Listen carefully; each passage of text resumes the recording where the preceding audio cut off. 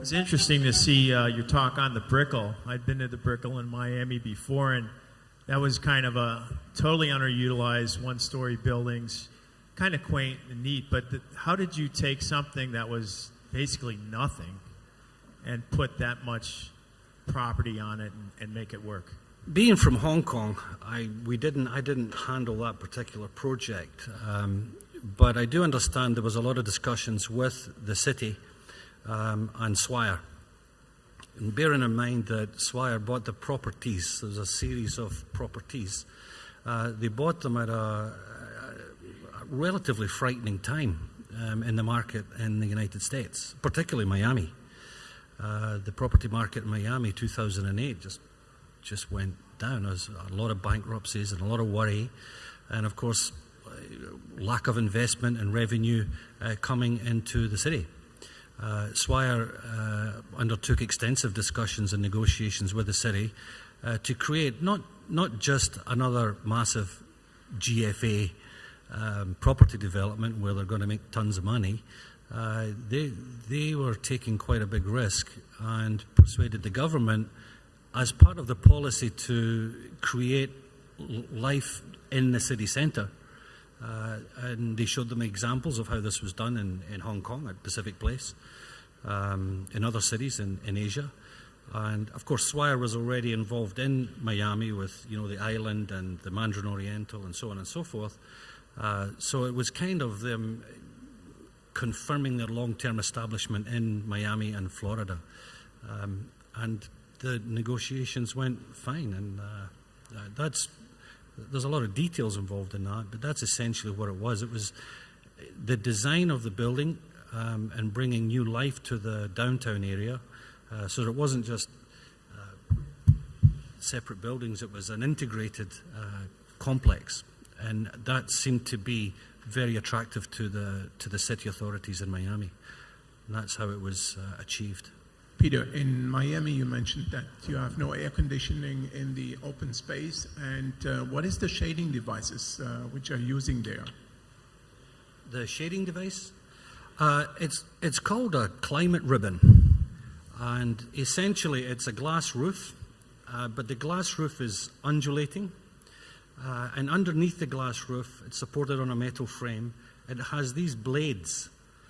These blades are quite thick and quite deep, and they have been computer programmed with the path of the sun across different times of the year to maximize make the most efficient use of deflecting shade and glare, which in the summertime in Miami, as you'll probably know, can be quite hot. It's not too dissimilar to Hong Kong or Singapore or whatever.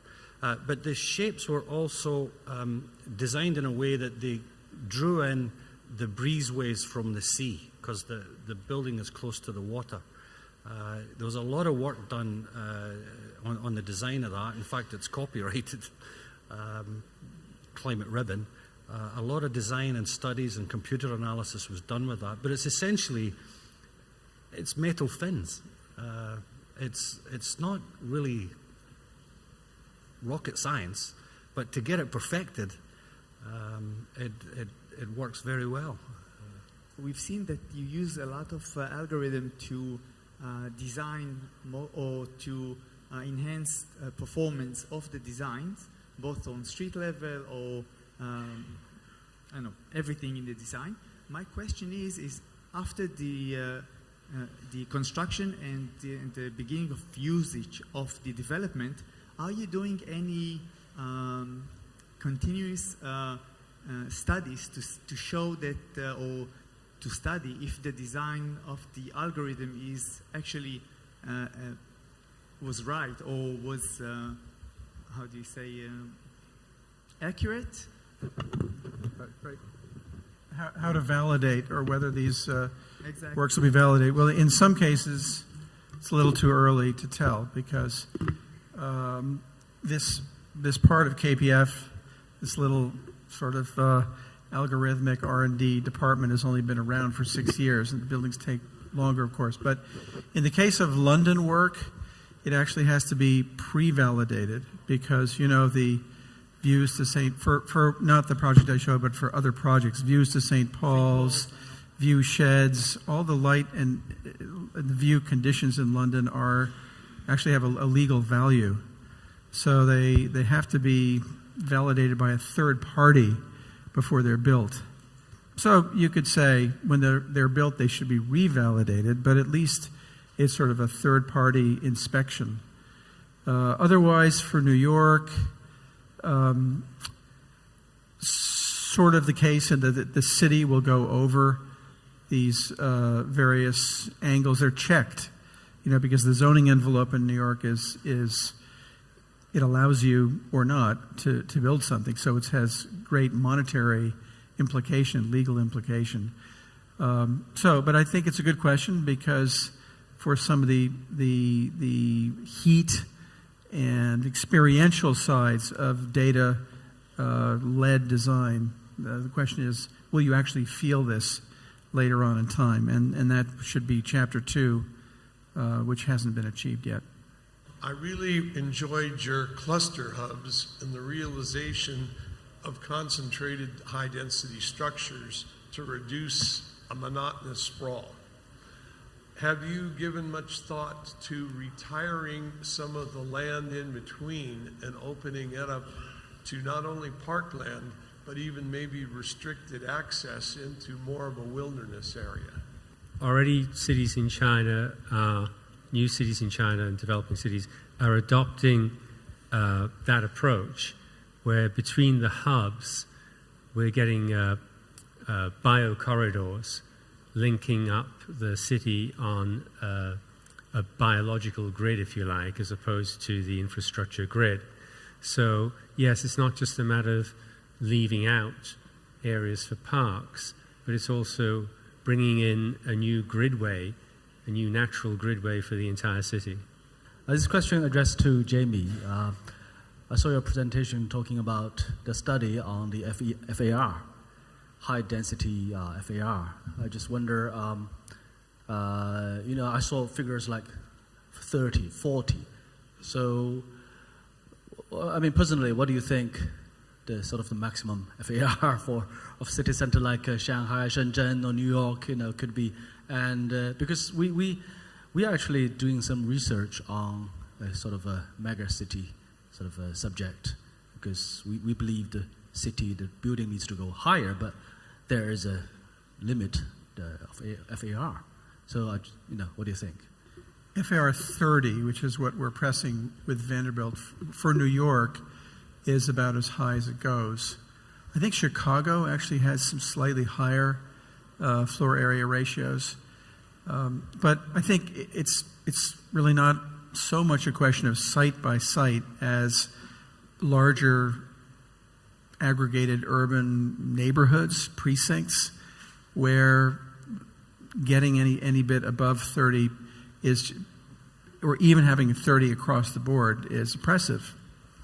So we found limits to density, I think, in a lot of instances in cities we know. New York, even as far back, Carol Willis can tell us, the Equitable Building of whenever 1916 or so was too dense already and occasioned a new zoning law. So I think it's foolish for any city to legislate or to encourage FARs above, let's say, 20 in broad swaths of the city. One really has to be very selective and complement high FAR zones with lower ones, which is sort of getting back to Keith's diagrams of varying density. But it does seem that the areas we're talking about, and I think the areas that Peter was talking about, they're transit connected. And when those transit connections are to true serious hubs, like major train stations, not just subway lines, then, and you maybe have 2 per city, it only makes sense to pump up the ratios, and then to be very qualitative about the way that the approval is made. In other words, it's in New York, you go above a certain amount, it is no longer known as an as of right approval. It's a special permit, and that requires or allows for all sorts of qualitative judgments to be made, and then that gets back to the issues of the quality of design. Is the design intelligent enough to make good use and good working living out of those very high densities? So that's a long answer, but basically selective anything above 20, I would say. This bumping up the FAR, is there a development charge for going over and above, or impact fees? The other thing is, can the heritage buildings, which are kept lower, can you buy their air rights? Unused air rights, or FAR, transfer of air rights or development rights. I think maybe you're going to get a three-part answer to that. It's logical to transfer plot ratio from heritage buildings and other areas that you want to keep, including parks or areas that would want to be preserved, and transfer those plot ratios over. I think in Asia that's generally not done so far. It might be done more in Europe and in America. I'd say that Hong Kong has already tested plot ratio limits at 20 quite ubiquitously, because with the transfer of public passage rights, so giving over space at ground level to pedestrians, transferring that over to the building, we've achieved 18 pretty regularly. So I think that the 20 plot ratio mark is eminently achievable and even surpassable. But I think, again, you're touching on the issue of how do you make that district, that very high density district, livable, and part of that might very well be transfer plot ratio from heritage buildings. And it's a very big part, as you know, of New York's mechanisms of working with neighborhoods that need to be or want to be high, where there's enough value in the property to build high.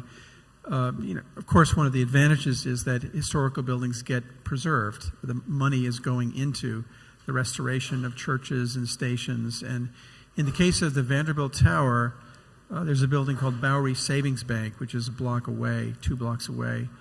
Its air rights are transferred through Grand Central to the Vanderbilt Tower. So it's an intricate legal kind of hopscotch or leapfrog.